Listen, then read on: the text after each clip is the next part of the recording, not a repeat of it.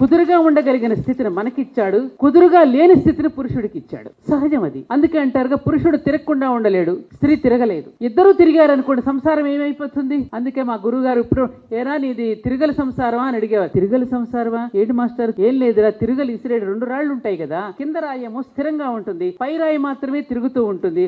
అప్పుడు బియ్యం వేస్తే నలిగి పిండి నలుగుతుంది. 2 రాళ్లు తిరిగాయనుకోండి బియ్యం నలగో పిండి నలగదు కదా. అలాగే 2 రాళ్లు తిరిగాయనుకో బియ్యం పిండి కాదు కదా. ఇక్కడ భార్యాభర్తలు ఇద్దరు తిరిగారనుకో పిల్లలు నలిగిపోతారు. కాబట్టి ఇంటిని ఒక ధ్యాన మందిరంగా చేసుకుని ఉదయం లేచిన దగ్గర నుంచి సూర్యుడికి ఎలా నమస్కారం చేసుకోవాలో, తల్లిదండ్రులను ఎలా గౌరవించాలో, ఇంటికి వచ్చిన పెద్దలను ఎలా ఆదరించాలో, గురువులను ఎలా పూజ చేసుకోవాలో తల్లి తొలి గురువుగా వాడికి నేర్పిస్తూ, ఇంటికి వచ్చిన భర్తకి కూడా కావలసిన సౌకర్యాలను అందిస్తూ ఆ గృహాన్ని గృహస్థాశ్రమంగా తీర్చిదిద్దుకుని తన జీవితాన్ని యజ్ఞార్థంగా మలుచుకోగలిగినటువంటి శక్తి స్త్రీది.